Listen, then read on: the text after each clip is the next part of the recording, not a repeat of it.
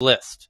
And if you were on that list, you got millions of followers very quickly because there was only a handful of 100 or so users that Twitter suggested when new people were onboarding onto the app. Clubhouse is doing the same, and the New York Times, in fact, just critiqued this point that a lot of the suggested users are, in fact, the investors in Clubhouse, Mark Andreessen, Ben Horowitz, very notably. And you can see them on clubhub.site where they list the top 100 users, most of whom are not even active anymore in Clubhouse at all. I don't see any of them ever in Clubhouse. I mean, very, very rarely, maybe, a few times a month. And that's because it's static and it was preset when they had very, very limited resources and a very, very small team. And the issue is it will, of course, like all social networks who get well financed, as Clubhouse now is, build a team who can create a dynamic, personalized suggested follower list based on your personal interests. So they'll be more tailored and specific to your experience. And that will happen, no doubt, as it is now in Twitter, and it will undoubtedly happen. And that's why every town hall meeting, Paul says, yeah, we gotta make it do better at the discovery. And he means a more personalized discovery algorithm that's specific to your interests. And just like Google is now, everything on the web is, they realize, in Facebook as well, Twitter, you still have the option to use these traditional chronological timelines, but they realize, they've done the math, they've done the tests, that if you personalize the timeline on Twitter or on Facebook's feed or anywhere, and the hallway discovery, if they personalize it for you, you'll have a better experience. And same when you do searches for the word tech, it should include things like, how many friends do you have in that club? Because that's specific to you. That's personalized, rather than the traditional one was, how many followers? Let's rank it by how many followers they have. Well, the problem with that is you get an ever pooling of people into the club who has the most followers right now. And that's why you have this club, the Tech Talks, which they don't even host rooms anymore, but they still continue to get all of the new users because it's the one that's listed highest, because they're ranked by who has the most followers. Well, yeah. Well, it will actually, like, if we all search tech now in clubs, yeah, the one that comes up is New York girls roasting tech. That's right. Well, and you're right. That is the first one that comes up, and that's very interesting. And that's let's look at that very closely, because that one clearly doesn't have the most, but notice right beneath that one, all the rest do, right? They're based on aggregate numbers of members and followers. You notice that?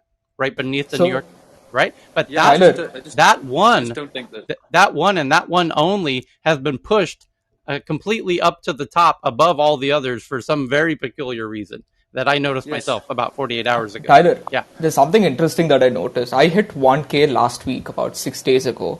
And as soon as I hit 1K, then the Android thing happened. I suddenly gained 80 followers in like 3-4 days. I haven't been on Clubhouse active in the last 3-4 days, but as soon as I hit 1K, I just kept getting followers. Like by the time you started this room and till this conversation, in the last 5 minutes, I gained like 3 followers. So I don't understand how that works. Like you hit 1K and then Clubhouse automatically starts sending followers towards you. It's probably because more Indians are onboarding this, in the last 48 hours since Friday. And there's probably regional specific network effects where who they are now starting to recommend when people, based on your phone, when you onboard onto Clubhouse, you have the option of, yes, you can see my contact list, right? And if people do say, yes, you can view my contact list on my phone, then who they recommend when you join is based on, do you share a contact together in your contact list in your phone? So people, your friends who have joined the app recently, shared their contact list, you're in their contact list, and their friends are now joining, and you're being recommended to your friends as friends because you're in their shared contact list. So that now you're getting that regional, local effect in your city amongst your friends, and your friends of friends graph is starting to grow now that, more Android. So it's kind of like LinkedIn second degree, but they automatically follow you. Correct. So no, they don't. Yeah, go ahead, Victoria. Sorry. Tyler, I just want to say really quickly, for some reason, I actually happen to be someone that the app automatically recommends when you first join the app. And the reason why I know this is that a lot of people that have joined the app, like I've spoken to them in rooms, and that they said that I was like the first person that popped up. And also another friend who runs a big runs a big club. She said that I was one of the first people to pop up after she like clicked on the club, and it's like, oh, recommend people or whatever, that I also pop up there, which is a big reason why I have such a like huge following. I just for some reason get popped up. But you're such a Great, good though. choice. They did it right. You also have The amazing algorithm worked content. here. Sorry, Hasim. I just want to say, Victoria,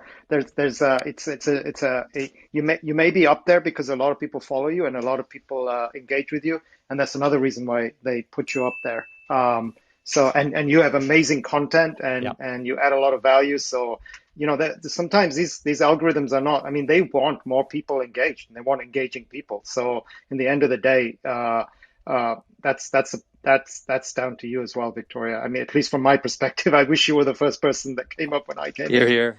Oh, thank So you. are mods and creators of rooms prioritized first then, Carl, according to what you said? Because these guys create a lot of content, No, right? I don't know, but I tell you what today is special about. It's Africa Day. Do you guys know that? Yes, it Oh, I is. got to update my photo. Liz is here.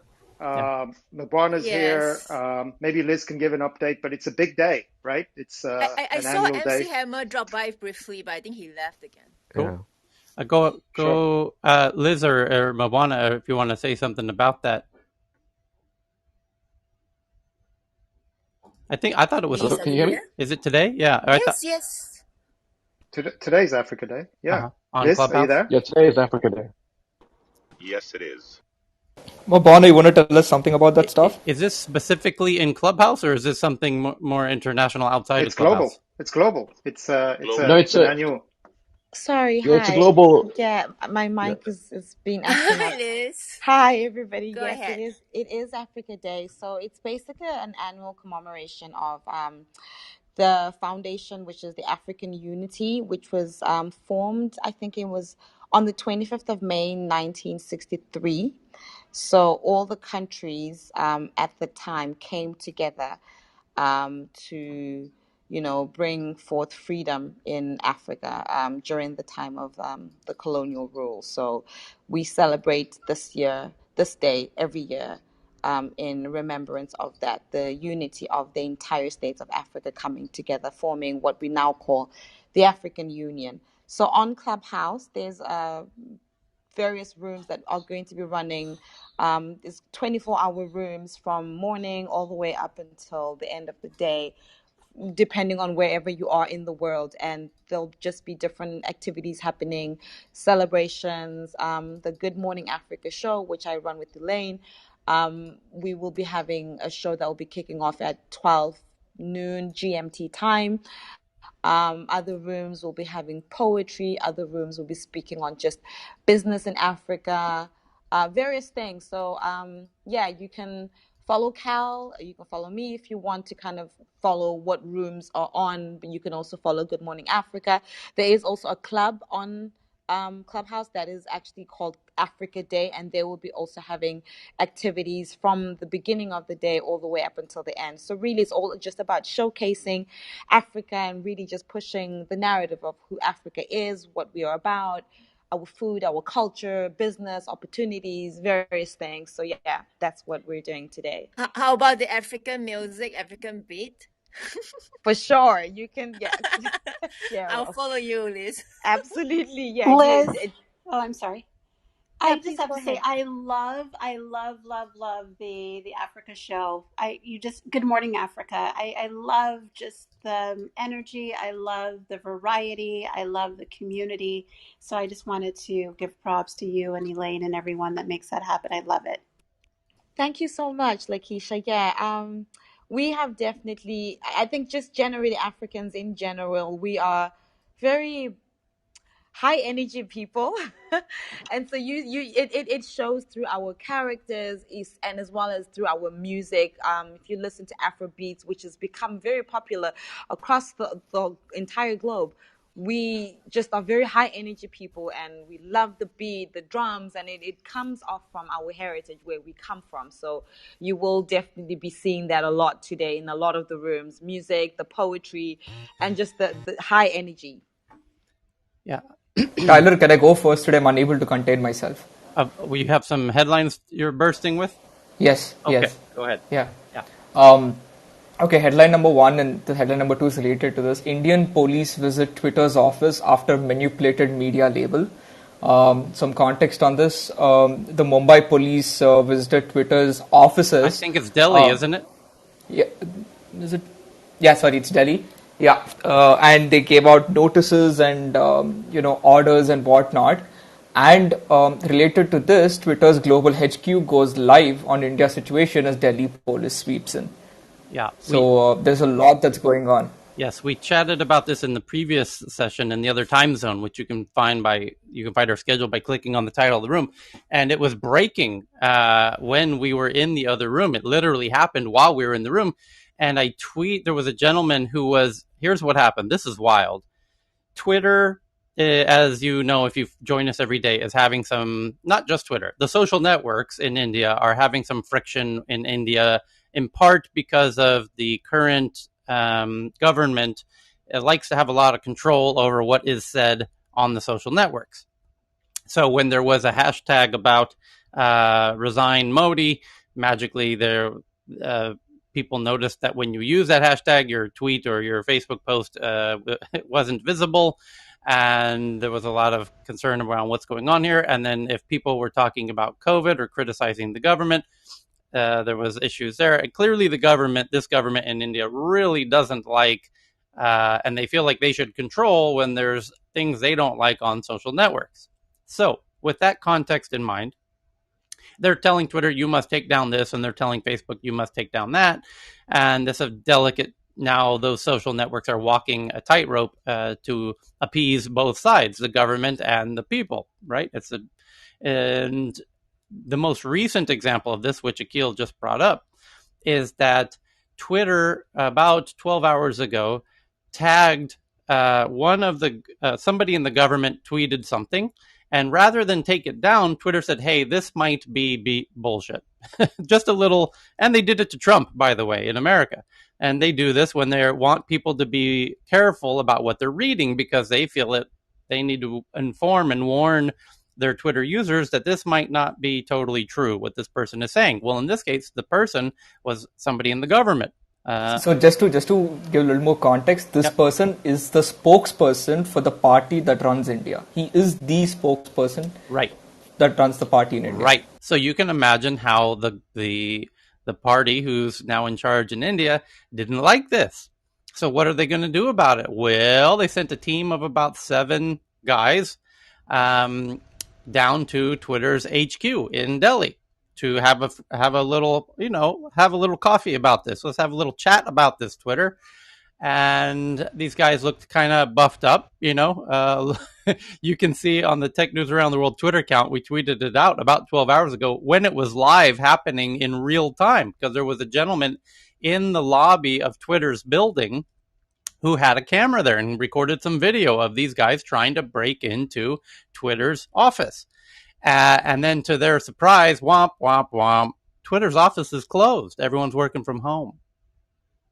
So just a little update on this. They pulled in Jim Baker, who is VP Legal for Twitter, who is also a former FBI official, and they're working with the Indian guys in the Delhi government to try and sort this stuff out.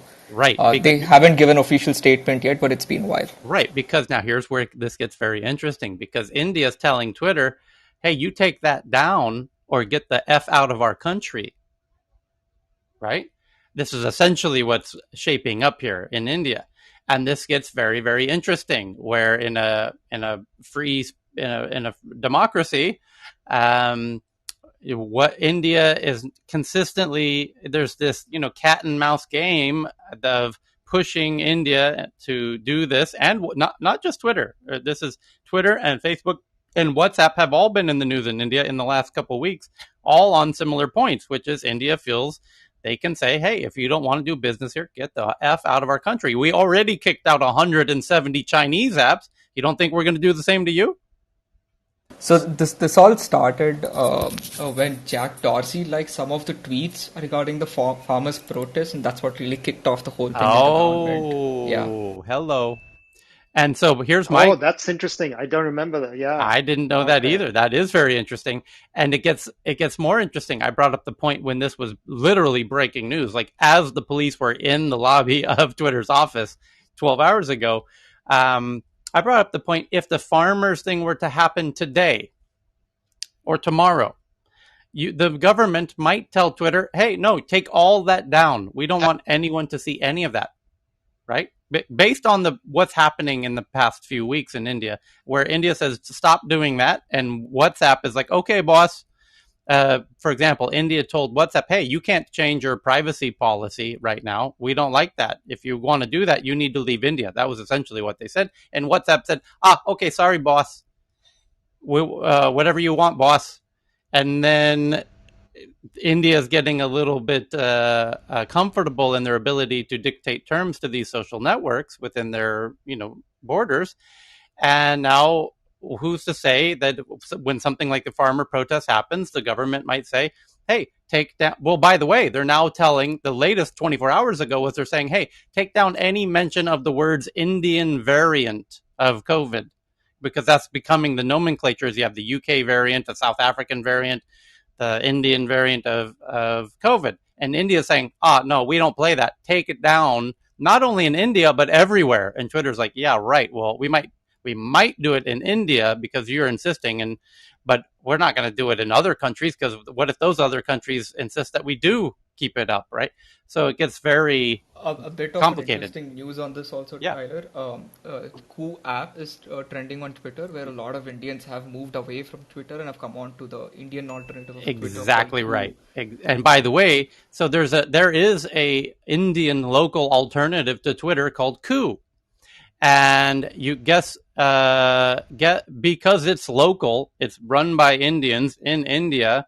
All the pipes and the infrastructure are in India. That means if the government tells them to do something, they don't really have a choice, because the government can pull the plug on the thing. They can't pull the plug on Twitter. They could pull the plug on Twitter in India. They can't pull the plug on Twitter globally. But Koo Akil, is can they pull the can they is Koo friendly to Modi generally, the Yes. founders and the Yes. investors? So Okay, got it. one of the first users of Koo were actually the government officials, like the Ministry of Telecommunications and stuff like that. Hello. So guess, buy stock in Koo. Because now that there's an alternative that's friendly to the government, that the As government... long as Modi's in power, though. Right.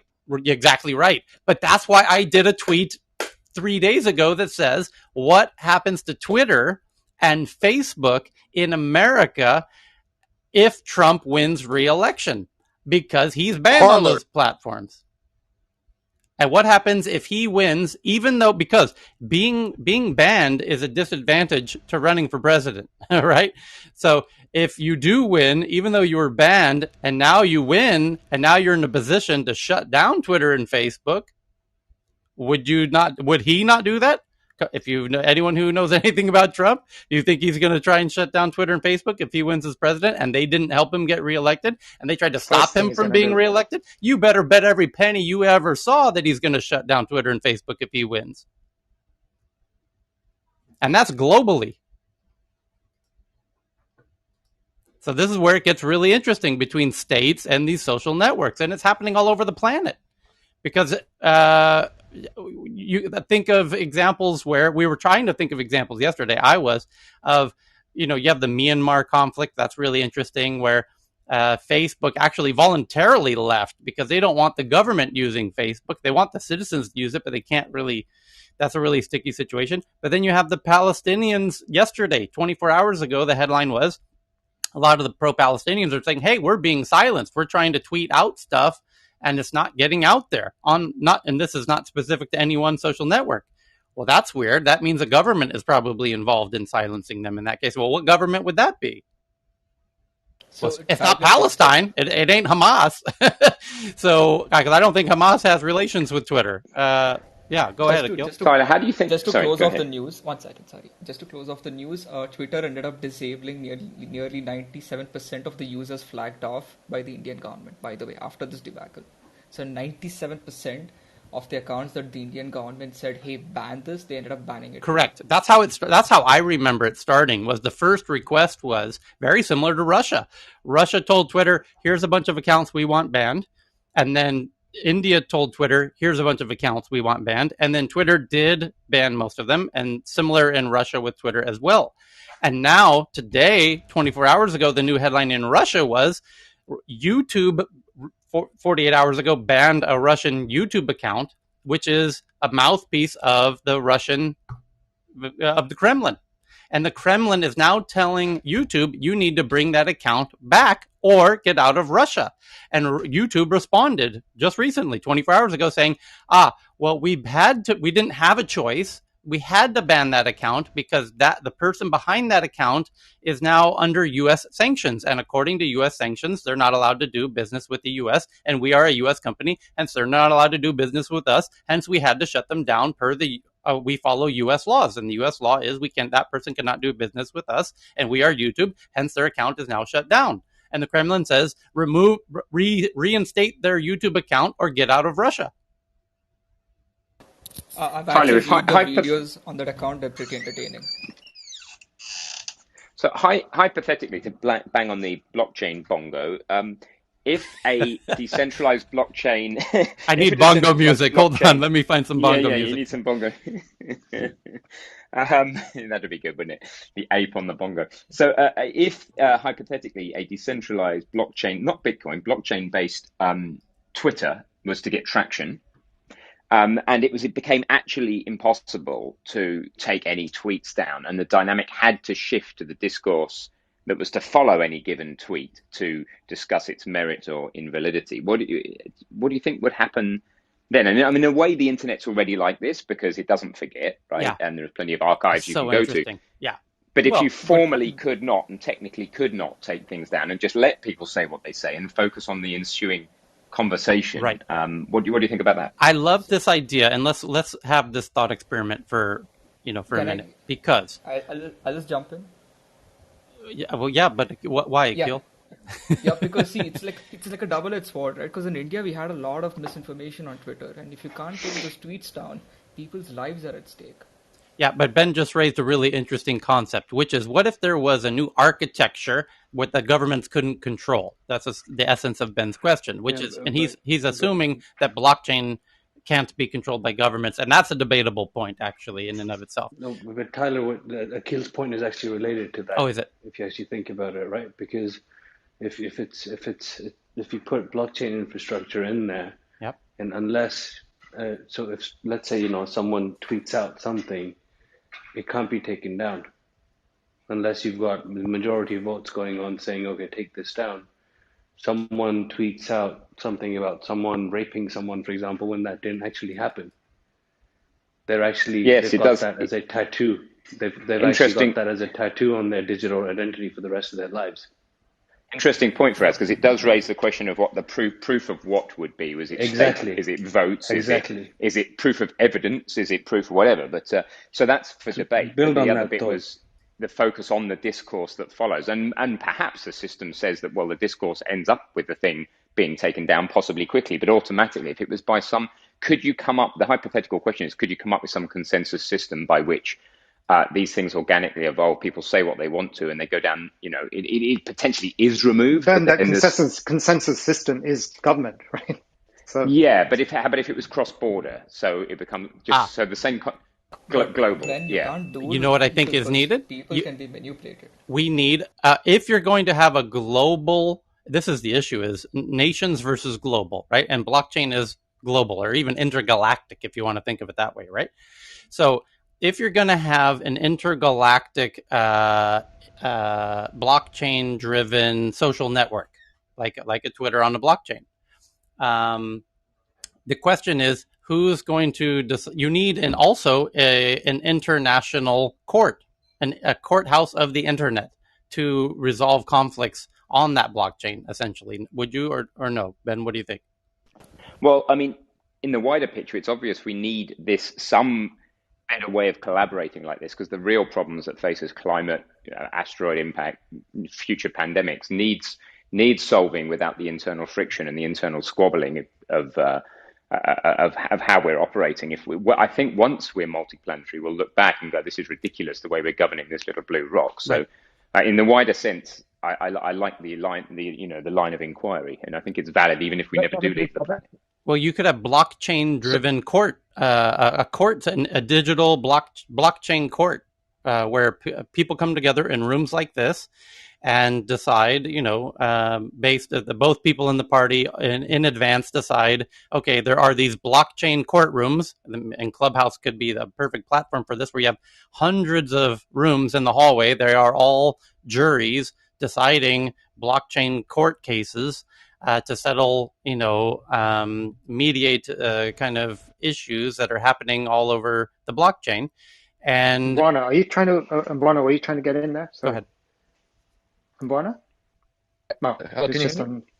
Yeah, we can hear you. Yeah, I want to chime in actually on this topic because I'm quite passionate about this in what I've experienced in Tanzania.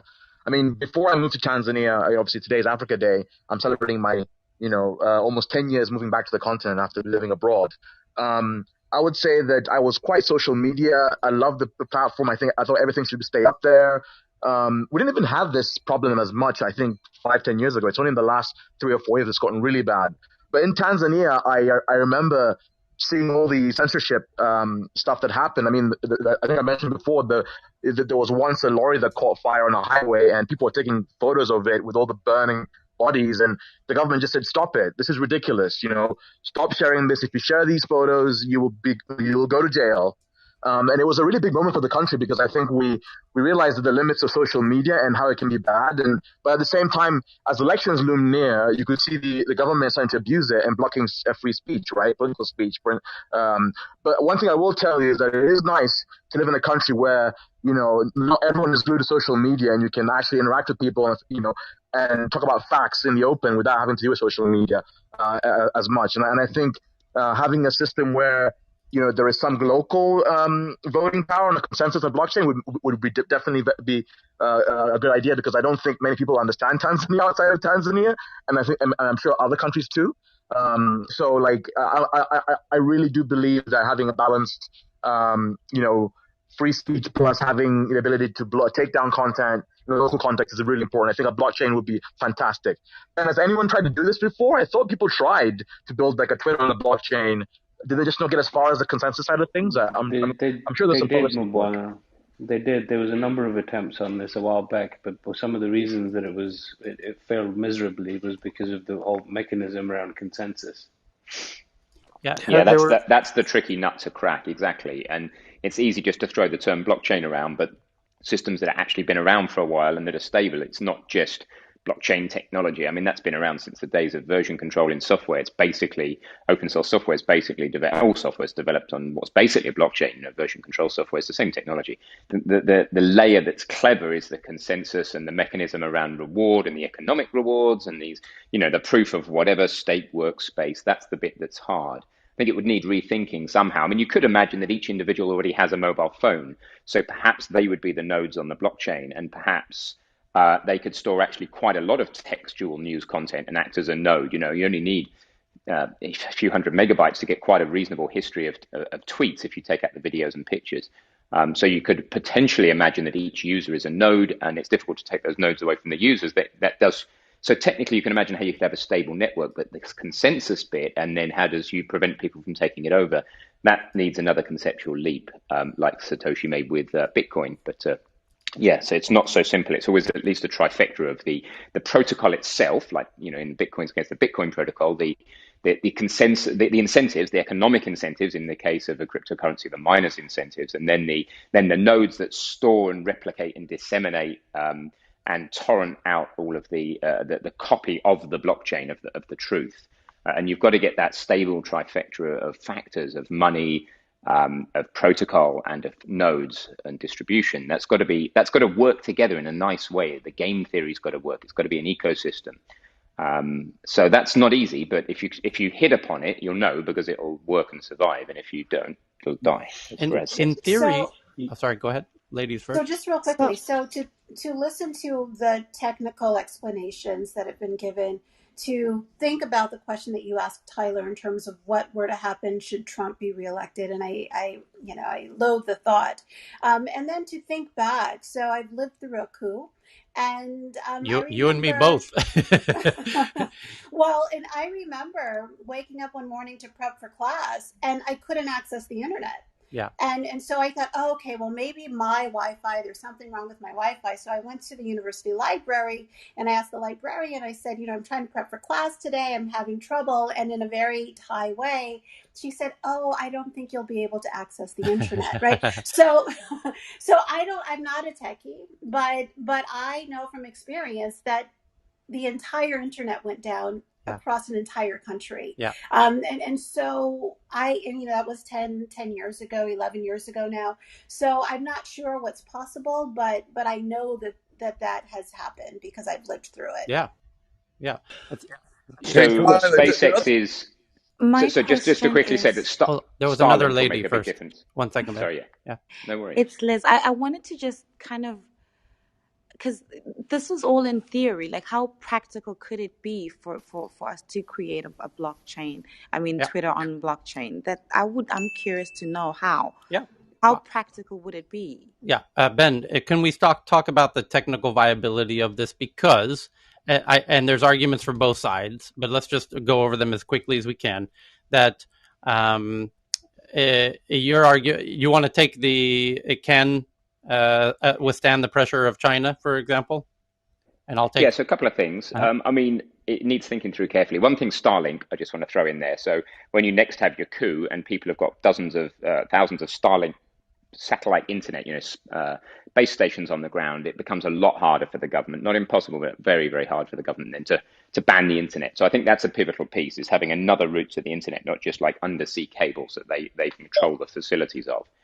That will help. The Starlink argument is a bit hard to stomach because to sign up for Starlink, I would need to have a license to do so in Tanzania, for instance, right? And the satellite needs to be I don't know if the coverage actually covers me now, but let's say they do cover me. It's not one satellite, to be clear. There's thousands. The Tanzanian telco, the Tanzanian Telco Commission, which regulates all radio spectrum, will still want to know how I got Starlink, right? So I would just sign up and then hide it in the basement.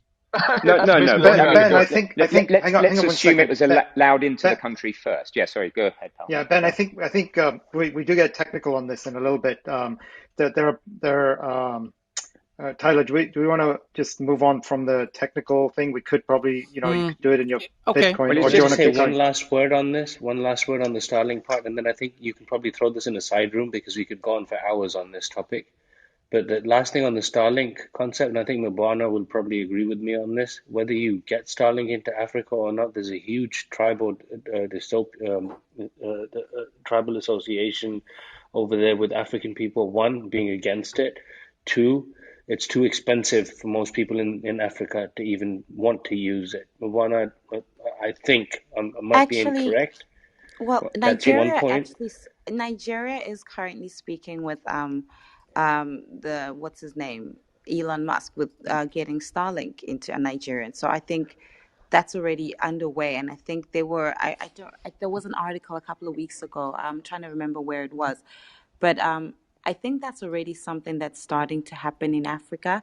I'm not saying that there probably would not be pushback from the tribes, but if a country like Nigeria is starting to, I think that's a step. It's always dangerous. In that case, let's end this here. It's always dangerous to say. I don't know who's saying. There's too many people speaking. Mabwana, go first. Can I chime in next, please? Yeah. Go ahead. Yeah, so Liz, I was going to say, how is Nigeria talking to Elon Musk at the government level, right? So this is a regulatory issue, not a technical issue, just to be clear, right? So if Nigeria is talking to Elon, that means there's a government, I have to assume, there's a government link there where they'd say, please bring Starlink to Nigeria. We will approve it under this regulation in our spectrum. Which gets back to the beginning. Like if the Nigerian government decides to block the internet, they could just go via that same path and block it. So that's the point. To enter, you would need government approval, I believe. So it's always dangerous to say that the technology is too expensive because they have this habit of getting exponentially cheaper. The other thing is that technically, as Starlink, it's not a geostationary satellite, right? They're lower, they fly across the sky real fast. There's a whole web of them. So it's not one satellite they can block. There's loads of them, and a base station talks to one satellite, then the next satellite, then the next satellite in a very, very narrow beam. It's very impractical, especially in a continent the size of Africa, to block that. So if it was allowed, and what we're saying is, if it was allowed into the country at point A in time, then later, it's just a big if, and I can't imagine why it wouldn't be. But if it was allowed into the country now, and then in the future they try and run a coup and cut the internet, I'm suggesting that they won't be able to. Technically, Africa will not be able to cut the It's signal. actually controlled by base chime in. stations. So Let me chime in on each this really quickly. country has. Go ahead. Yeah, base Because, stations are a part of it, but as the constellation grows, the importance of the base stations drops. No. It's all run through base stations in each country or but nearby countries where they get permission. So the country actually control.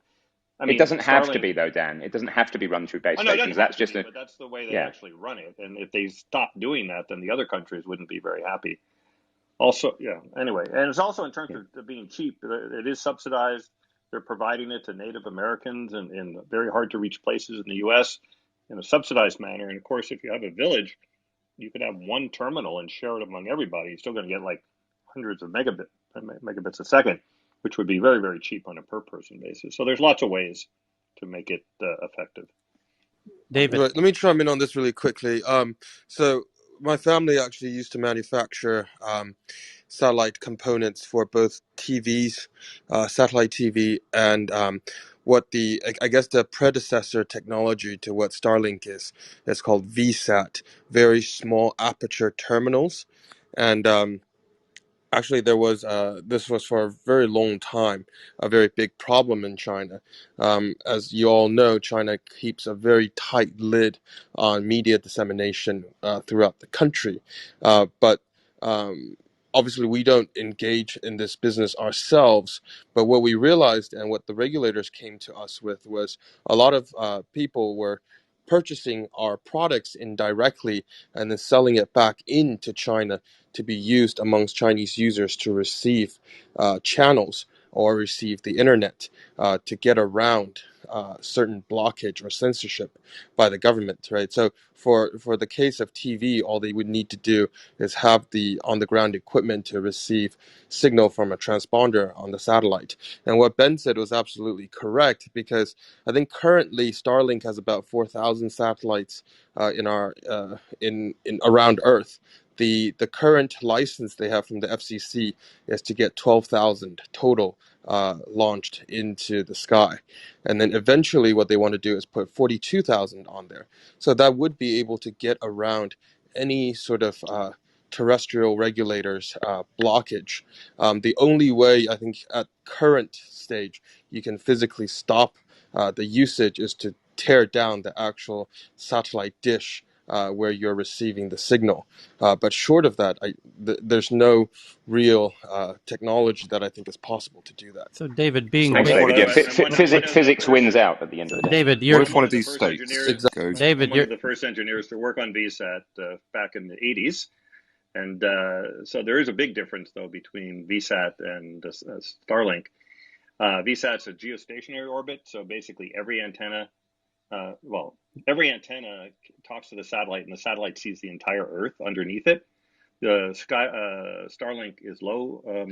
Low orbit. It's a low Earth satellites, orbit versus and therefore it has a much more limited view, and you need many more base stations than you need. Well, Dan, I put a YouTube video out. I just mentioned you guys on Twitter. Just have a quick look at it. Just scroll through it and look at the diagrams. It'll tell you in a few seconds everything you need to know about the pathfinding within the network. Yeah, it's very resilient to taking ground stations down. You can jump continents without ground stations. It can and it will. Yes, and technically it can, but I don't think Starlink will do that because they will lose their permission to operate in the country. Control. It's in the control of a routing algorithm. The issue of ground stations is about optimization of the routing and about improvement of bandwidth and reduction of latency. It's nothing to do with what's possible. In a time of crisis, any distributed system like the internet is designed to route information whichever way it can get. It might slow down. We're the talking latency about two different might. Things. Theoretically, Yeah. absolutely. Not theoretically, I'm practically. the way their business works. I'm not saying theoretically. I'm saying practically it will continue to route data. It'll just do it in a compromised way. But that's the resilience of network systems like the internet. You're saying that if Africa third turn off party all the tries ground to take stations, tries to if they attack. simultaneously turn off all the ground stations, I'm hypothesizing and look at that video that Starlink will continue to route traffic to ground stations via satellite to satellite relay links. Not today, Okay, because they don't I have think the. we're talking about different things. Okay, Yeah, well, I'm just can I saying that ask a Africa can't question? stop it. Can I ask a question? Liz, go ahead. So, okay, just bringing it back to the idea of decentralizing it. So, what are you saying that if, say, Starlink is in Nigeria, and David mentioned that it would require the government to actually physically remove the satellite dish from my premises in order for them to shut down is that what you're saying? I'm sorry, but I'm trying to understand. Is that what you're saying? That they wouldn't be able to do David. it from Yeah. wherever they are and shut down the internet? They would need to physically remove the satellite dish. That's correct. Huh. It'd be a game of whack-a-mole is what I'm trying to say. Which is exactly. yeah, and the point is that will be easy when there's very few of them, but over time there could be thousands of them, and they're going to have a very difficult. And they're not that difficult to move, right? So it's going to be and once you've got even if they are registered, even if the government says you must register the address of these things. Okay, fine. I can put it in my car and move it, and then when you come to look for it, I can say, "Oh yeah, I sold that thing 2 years ago to my cousin's uncle's aunt's dog's neighbor." It actually doesn't work that way. It actually doesn't work that way. It has GPS built in, and it knows where you are. And again, technically speaking, yes, we can do all the things we're talking about. I'm just saying the way it is actually being run is in association with telecommunications companies around the world, and they get permission to operate in a country. So if that country wants to stop it and tells Starlink, we no longer want you to operate your base station. I mean, not even base it. We no longer want you to allow communications with terminals in our country, unless it's some really strange situation, like, I don't know, like a takeover where the other government still is there. I don't know. Starlink's probably going to agree. Just like the cellular systems, by the way, work. You could pick them up, I guess, on the edges or something. But anyway, this terminal knows exactly where you are, and it's registered to a particular address. If you take it somewhere else, it's not going to work unless they allow it. So here's a question. And that's why it's an issue, by the way, for RV Thank you, Dan. right Finally. now. Yeah. It doesn't work in RVs yet until they allow it to roam.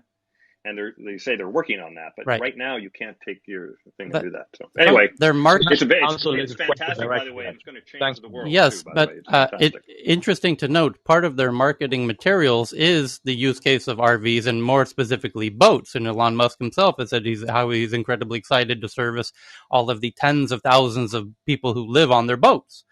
And how do we imagine that a government would shut down, or any government has any control over these dishes on boats? Yeah, so Dan's actually... Dan, you're right. They are geo-locked at the moment. I had one in my garden a couple of weeks ago. A BT network engineer brought it round, and it's geo-locked to where he is, and it didn't work where we are. But exactly as Tyler says, this is the early days. I'm talking about just having a little bit of vision. Roll forward maybe 10 years when the network is fully solidified, when it has satellite-to-satellite relay capabilities, when it's in lots of countries. I think the shift of power then goes over to Starlink. I think it's going to be an interesting conversation, at least a conversation that takes hours or days, between a country and Starlink to say, hey, shut this thing down. And they can drag their feet on that. They can drag their feet on that. There isn't a competitor. There could be competitors as well. It could be just Starlink. There could be others. Isn't Bezos doing one? Yes. Right? So yep, Bezos has one. Telesat. Starlink and Elon Musk being really, really helping us all out. We should actually want competition in this space. Guys, there's going to be cheaper satellites coming in too, because Amazon's KA satellites are going to be way cheaper. As well, Telesat out of Canada, the Canadian Communications one, it's going to be launched with Amazon's the new rockets that are going. OneWeb in UK is the other one. European Union has a consortium led by Airbus, and China has Hongyun.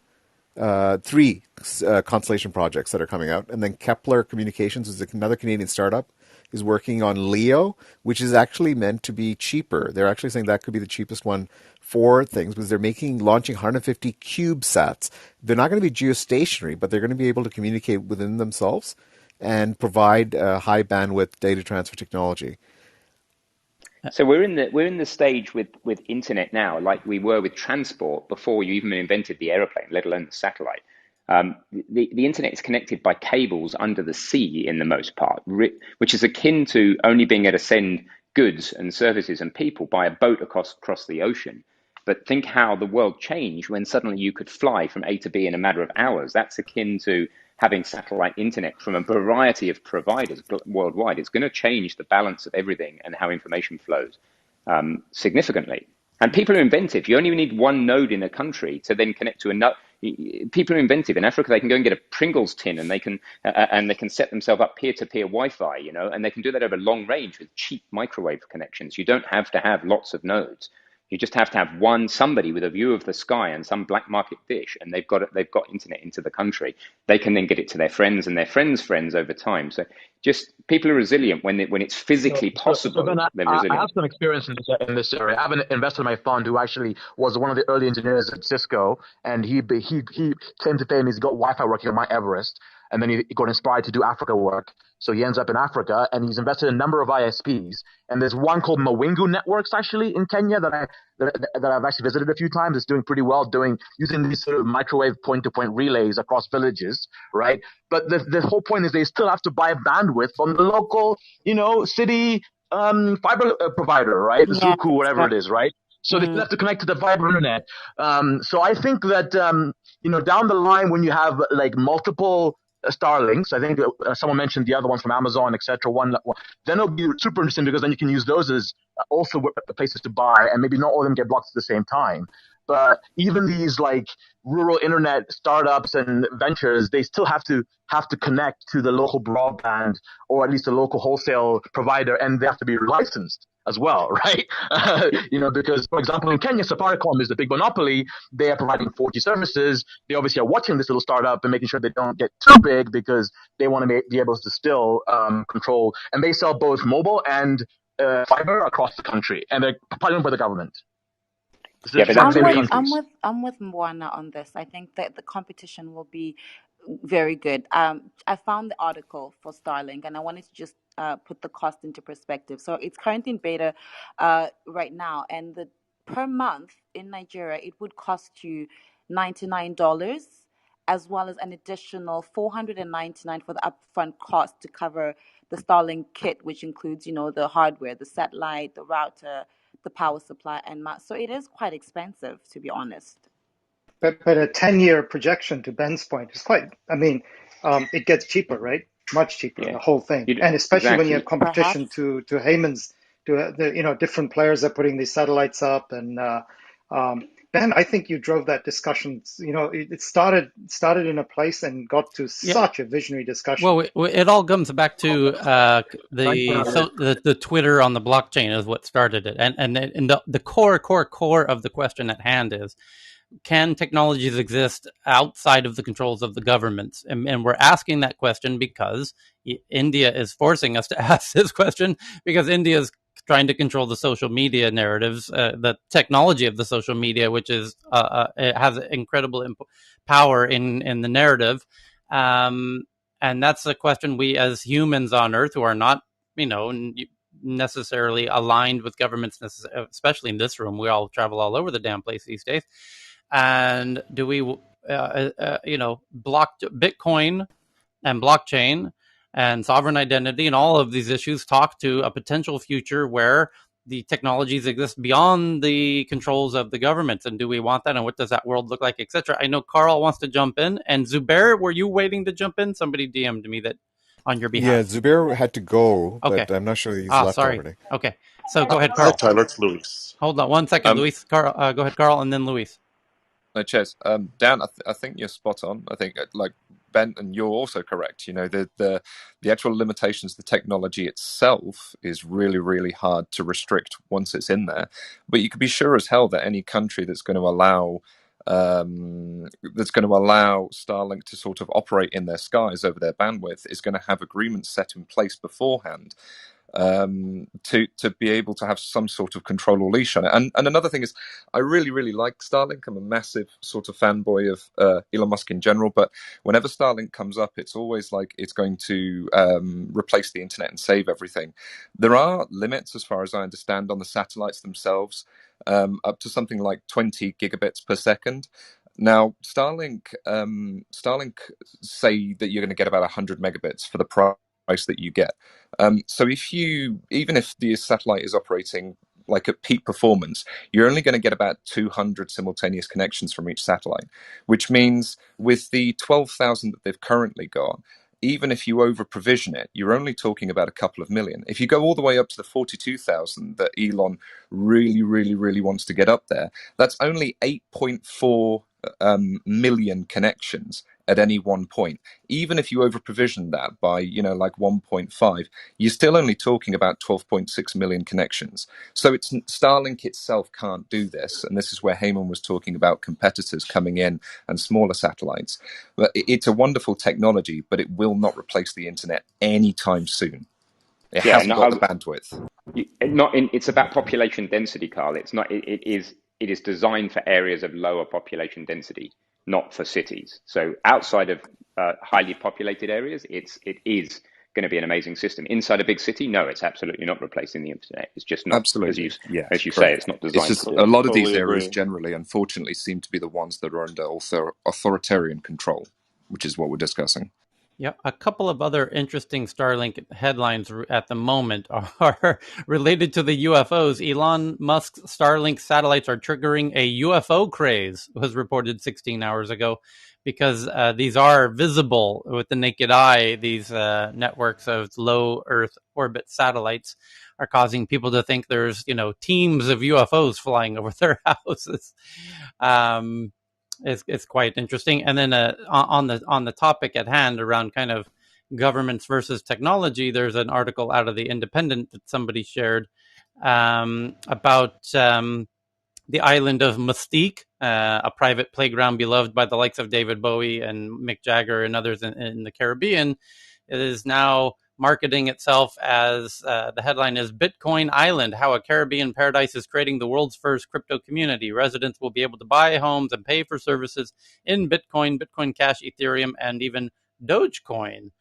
And it's a rather lengthy article, but they're trying to create a crypto utopia of sorts, a crypto Monaco, if you will, which I know that there are now enough modern crypto millionaire and billionaires who are interested, kind of taking this conversation that we're having here to the nth degree and realize, what we really need is a govern our own separate kind of ungovernmented crypto anarchy Monaco, where we can build in all of the servers and infrastructure that could then be the base for this new technological world that exists beyond the confines of governments.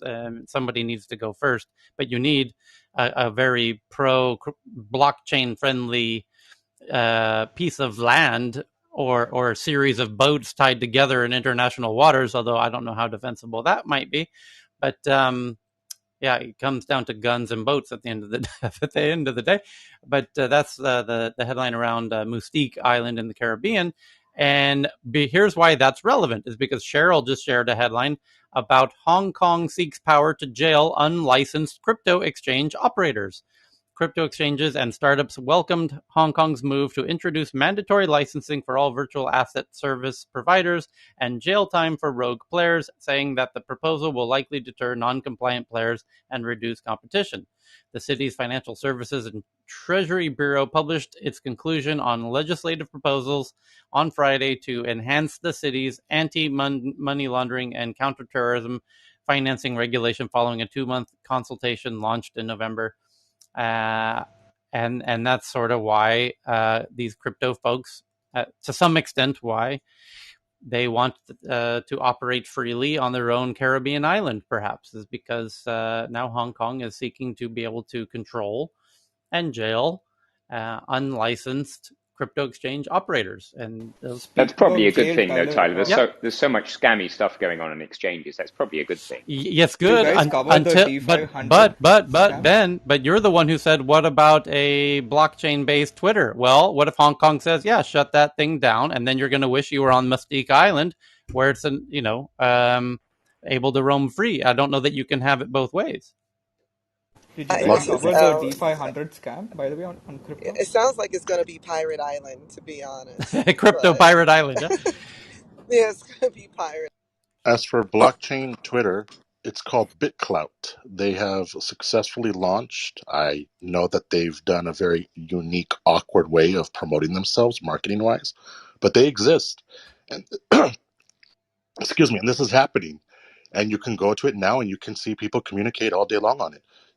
What you've discussed exists right now.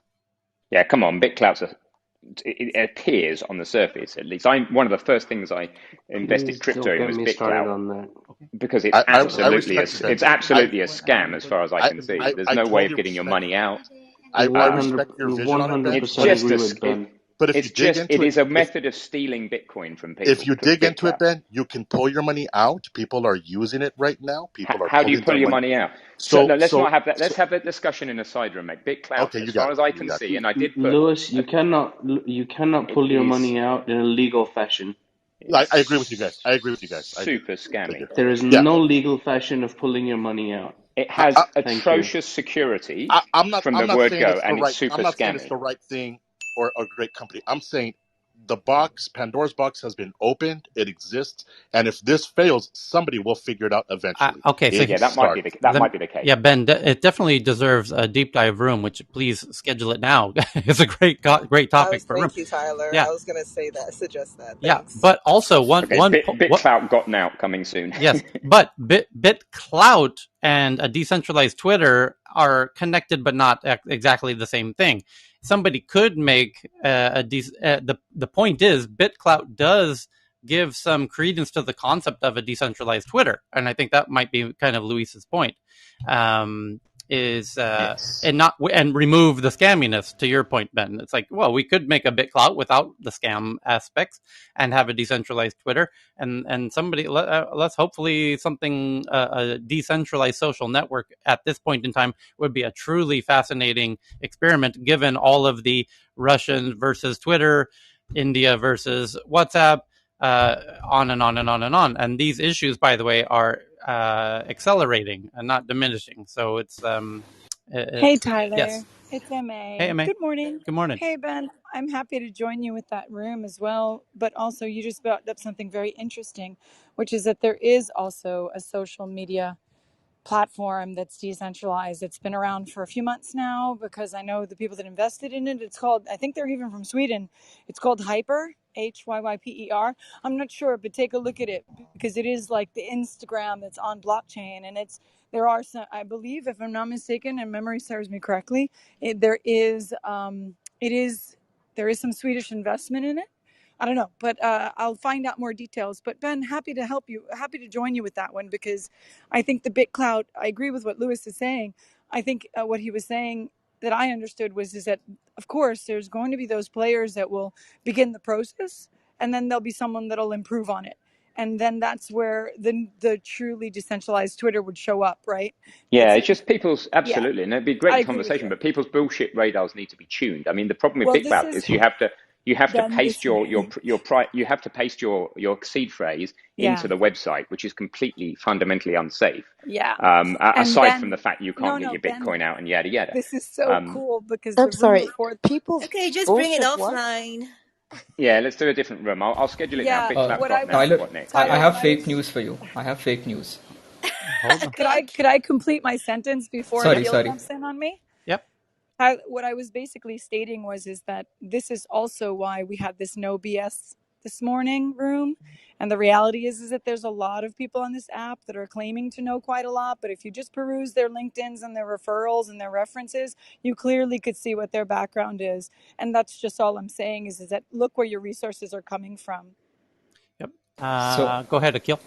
Yeah, so there was fake news around that before you do, Dan has been waiting because he's in America and he has to go to sleep. So Dan, you had 2 articles on the green tech. Let's go into green tech. And before we do that, stay on the space side a little bit because this is kind of cool for people in Asia. There's and the west coast of the U.S. There's a total eclipse of the moon on it's Wednesday in California, a maximum eclipse at 4:18 a.m. California time. So you can figure that out for where you are, which would be whatever earlier, I guess, in On Asia. Can't think right now. But anyway, it's always cool to see a total eclipse of the moon because when it starts, you can see the shadow, the edge of this shadow of the Earth on the moon at the beginning. And just trace that line out in the sky, and you will see that the Earth is a hell of a lot bigger than the moon. And you can kind of visually see it. It's one of the few times you can do it. And then also notice when it is a total eclipse, you can still see the moon a little bit.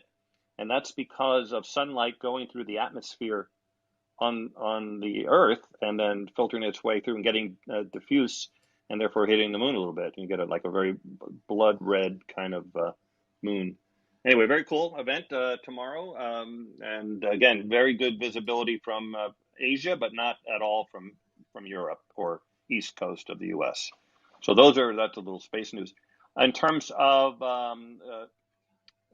eco news here, this is one to make you all pause a little bit. The title is Infertility Poses Major Threat to Biodiversity During Climate Change. During climate change, study warns, and then just the first the paragraph or so. A new study by the University of Liverpool ecologist warns that heat-induced male infertility will see some species succumb to the effects of climate change earlier than thought. And basically, they thought that species would die out from the heat, just killing them. But they realized that if there's infertility earlier, just due to higher temperatures, that would also, of course, kill off the species as well. And of course, not great for humans either, but you can use air conditioning, I guess, to get around that for a little while longer. And what was and then the other one is just a heads up because there's a lot of climate disinformation happening like right now. There's a guy named Steve Koonin who used to work for British Petroleum, and he was actually in the Obama administration for a little while, so that gives him some credibility. But he's going around basically saying that we don't have to, there's too much brouhaha about climate change. It's not as bad as you think. And he's going along with Jan Lomborg and Michael Schellenberger in terms of this kind of attitude of, hey, there's uncertainty, so don't worry and all that kind of stuff. And it's all BS. I guess that's all I'll say. There's an opinion piece from, by the way, the former John Holdren, former scientific advisor to the president, Obama, and so he's saying don't listen to Steve Koonin. So that's been retweeted as well, I think. So anyway, that's just a quick, brief bit on all of that. I will say we're having a really cool room on Wednesday morning, 9 a.m. Pacific time with George Marshall, who wrote a book called Don't Even Think About It: Why Our Brains Are Wired to Ignore Climate Change. And I think it's one of the best books about climate change that is not about climate change. It's not about the science of climate change. It's about us and how we think and why we're able to ignore this, massive problem like we do, and what we can do about it. And it's super interesting. He's a really interesting guy. I've been following him for over a decade, and I've learned so much from him. So that'll be really a lot of fun and interesting and a little scary too, because we realize how bad we are at responding to problems like this. But anyway, that'll be Wednesday morning on Climate Chat Club. Cool. At 9 a.m. Pacific time. Thanks. Dan, this article that you shared, I just retweeted it from the Tech News Around the World Twitter account, which is TNATW, and thank you for that. It's a really interesting article. It says it's about, as you said, how climate change is raising heat, and there is what is called heat-induced male infertility, which is across many species, including fruit flies, for example, where it says a study of 43 fruit fly species. I didn't know there were more than 43 fruit fly species, showed that in almost half of those species, males became sterile at lower than lethal temperatures. Okay, so yeah, you're going to become sterile before you die. I guess that makes sense. Importantly, the worldwide distribution of these species could be predicted much more accurately. I did tweet it out, so that it says our findings strongly suggest that where species can survive in nature is determined by temperature at which males become sterile, not the lethal temperature. Unfortunately, we do not have any way to tell which organisms are fertile up to the lethal temperature and which will be sterilized at cooler temperatures, so a lot of species may have a hidden vulnerability to high temperatures that has gone unnoticed. This will make conservation more difficult as we may be overestimating how well many species will do as the planet warms. It's a wild idea, but their point, the real call, the call to action here says it's real. That we now urgently need to understand the range of organisms likely to suffer thermal fertility losses in nature and the traits that predict vulnerability. We must understand the underlying genetics and physiology so we can predict which organisms are vulnerable and perhaps produce breeds of livestock more robust to these changes. It's such an interesting concept.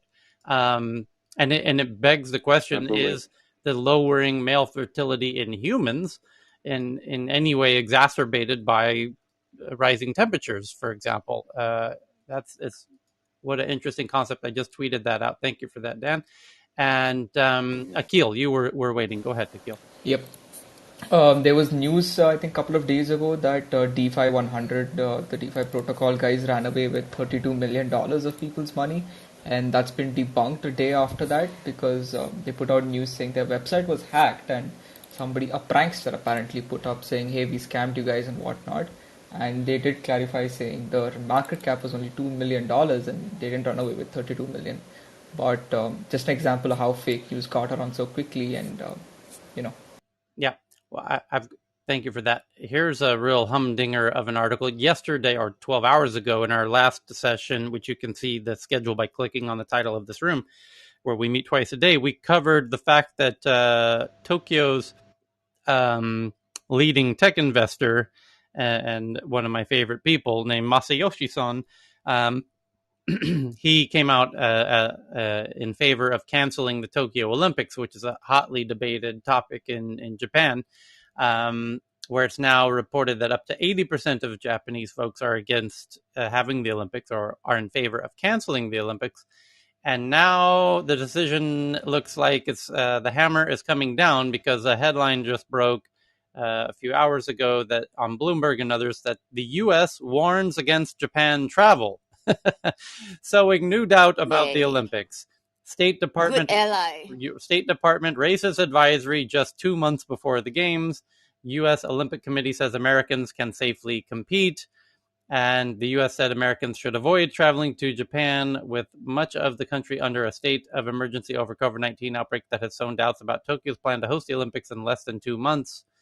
And the State Department says, yeah, we don't want our Americans going there. That includes athletes. Hence, the games are probably over. And if you had been betting on some online betting website, it looks like you can go ahead and cash that check because I think the Tokyo Games are now going to be canceled. I will tweet this out for those who want to do the deep dive on the article from the Tech News Around the World Twitter account at TNATW.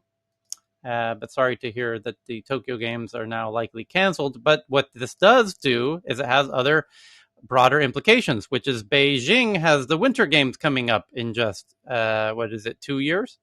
And the question is, will they need to cancel as well? And this is a truly wild conversation piece because there is already talks of the genocide games. And there are people, the Olympics has sponsors, and there are countries, and there are brands like H&M and Nike and others who are now pulling out of China and being, it's a huge brouhaha about the Uyghurs in China. And so this Beijing Games is already causing a lot of ruckus on social media of calling it the genocide games, and which countries are going to support it and not support it because of the Uyghur issue and drawing attention to the Uyghur issue. And now that Japan might be canceling the games, it makes it easier for China to cancel their Winter Olympics as well. Because if Japan were to do their games, it would almost force China to do theirs on the issue of COVID, for example. But this whole issue of sponsors as well.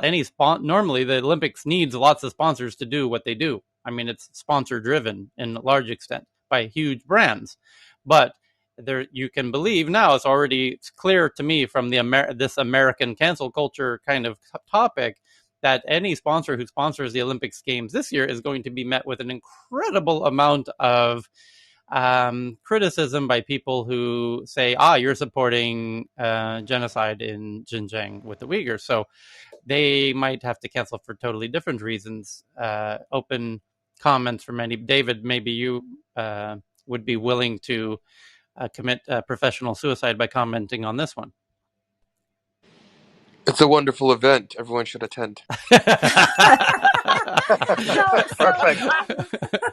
So I have kind of a far-fetched kind of hypothetical question, and I'm so glad that Victoria is in the room. So I wonder if in future games, I mean, sports like basketball would be really difficult to have some sort of AR, VR component. But I'm thinking, track and field, or, what if there were, the no contact types of sports that could be competed in virtually. And again, I don't know, the feasibility of it, but I don't know. It just crossed my mind. I love it. And on that point, Apple just sent out their invites to their biggest event ever, called WWDC, June 7th to 11th. And this is normally hundreds of thousands of people involved in WWDC. It's, by the way, it's a 5-day event. Just to give you an idea of how big it is, it used to take over all of San Francisco at the Moscone Center. And then they moved it to their own campus more recently and made it more exclusive. But when it was being held at the Moscone Center in the center of downtown San Francisco, it used to be the biggest event of the year, not just for Apple, but for San Francisco. I mean, this was like one of the biggest events for geeks on the planet, is what's called WWDC, the Worldwide Developer Conference for Apple.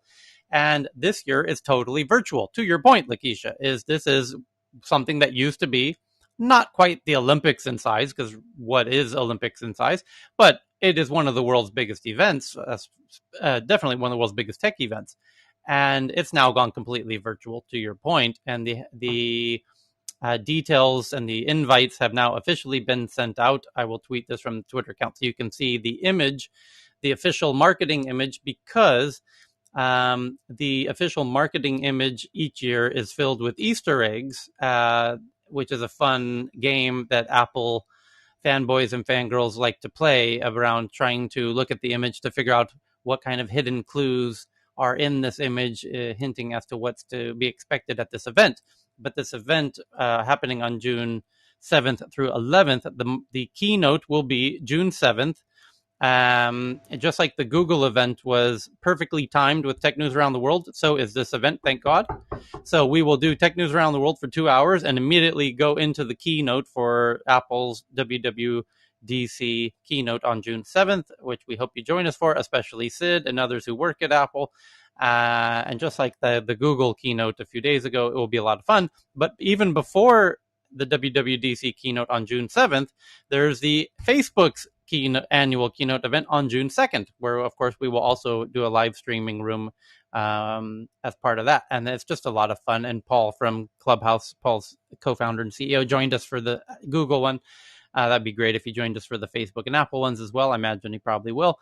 But we hope you do as well. But to your point, Lakeisha, yeah, well, you bring up a great point, which is maybe the Olympics could do something in a virtual context, and I imagine in the future they will. And by the way, we talked at length in the last time zone in our previous meeting about video games in universities, where the University of California, notably Irvine and several others, have now classes, courses related to video games, specifically esports. And esports is actually becoming as big as, believe it or not, the Olympics. And there are stadiums in Korea, notably, and China, tens of thousands, in fact, 100,000 people in these stadiums for these esports teams. It's becoming as big as any sport you can think of, including football. So it's interesting to see how esports is expanding, and esports, of course, could be done in a virtual context, and no doubt they very soon will be. And these, by the way, these two big events I was just talking about, the Apple and Facebook event, one of the expected things at both of those events is AR and VR, not coincidentally. So, yeah, Tyler? Yes. I tried to chime in yesterday, but it was such a large number of people talking anyway. Regarding this with the e-sport event or e-sport in schools, one of the things I wanted to point in yesterday is this with scholarship or something like that. What Scholarship. you have and yes, that is also part of this one, as I have found out. Another esports learning from Japan too. Yeah. Just a quick one. Esports English lessons attract kids stuck at home amid pandemic. So the children in Japan are actually learning English from this online. Yeah, well, that's fair because that's totally fair because I learned Japanese from J-pop songs. So if I can if I can learn J-pop from Tampopo, then I learned it from karaoke and drama too, by the way. Yeah. Johan, this is Lakeisha. I just want to make sure that I understood your point. So you were saying that they were offering scholarships to esports players. Is that correct? Is it me there or will is be. Lakeisha breaking up? Yeah, the thing is, I found an article. I'm driving my car now, so I can't pick. I had it on my desk yesterday. There's several of the high schools, universities that are going to be part of this e-sport events thing that also have scholarship or whatever how you Scholarship. pronounce it, scholarships. They're going to have that as well for students, just like you have for baseballs I and don't know if you can baskets. hear me. Yes, we can. I'm Yes, getting the Lakeisha, we red can hear you now. bars. Can you hear me? Yes. Yes, we can. Okay, perfect. I keep getting. Yeah, Oopsie, we lost you. It makes sense, though, to your point, Johan, that if they are doing scholarships for sports players like basketball, football, etc., that eventually esports is starting to be perceived as a very legitimate sport in the same kind of way. And so universities would do what they've always done, which is try and attract the best talent to come participate at their schools. And you'll have esports teams and even now a collegiate league of esports before they become professionals. However, one interesting thing to consider is that professional athletes normally they go from high school to universities and then into the professional leagues. Some of them go right after high school, of course, because the ideal athletic age for most sports is right after graduating college.